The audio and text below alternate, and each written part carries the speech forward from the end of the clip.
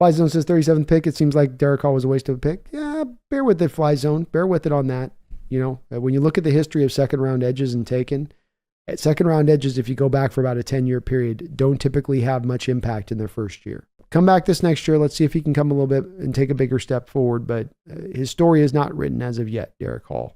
And it does fit the historical norms when it comes to second round edges and their production in the first season. And I can't see it real well. I'll try to make it big here over my face. You can kind of see it. This is rookie edge production since 2017 with second round picks. Okay. 6-7 years here of this kind of production to come back from. So DeMarcus Walker, Tanyan, can't say your last name, 1 sack, 2 sacks in the rookie year. 2018, you had 2 edge. These are edge players, by the way. Kimoko Ture, Taekwon Lewis, 4 sacks, 2 sacks, 2018. 2019, Ben Banogu, 2.5 sacks. He was the only edge taken in 2019. 2020, you had 3 edges taken.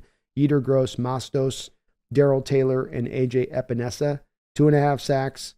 0 sacks, of course, for Darrell Taylor, who was injured his first year, and AJ Epinesa had 1.5 sacks. 2021, Deo Adebayo. All these are hard names on this. I don't know what, and I guess if you have a tough name to pronounce, you're going to be a second round edge rusher. He only had half a sack on the year. Carlos Boogie Basham had 2.5 sacks in 2021. We go to 2022. I don't know why I have Ben Bango in there twice. He shouldn't be in there. 2022, we've got Boye Mafe, 3 sacks. Sam Williams, 4 sacks. Drake Jackson, 3 sacks. And Nick Bonito, 1 sack. So again, you see from many years of this kind of as a baseline, it's not easy for these guys in the second round. For whatever reason, I'm not saying I have any way to determine why it's this way.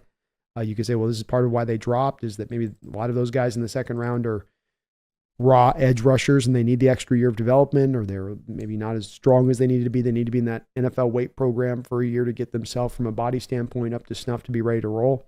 But for whatever reason, you just don't tend to see typically grade A production out of second round edge rushers right out the gate. But sometimes it does come with time.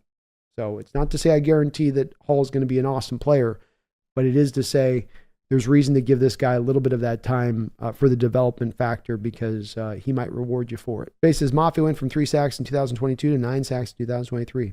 That's where I say with this patience, it can be rewarded. Where you look at Mafe last year and you go, wow. I mean, he looked good against the run last year, but he didn't show us he had this as a pass rusher last year. And that's that development thing, where guys aren't going to be just what they are coming in the league. There is room for that development to grow and get their grown man strength and get some pass rush moves down and refine their technique. And now you got a really good player in your hands.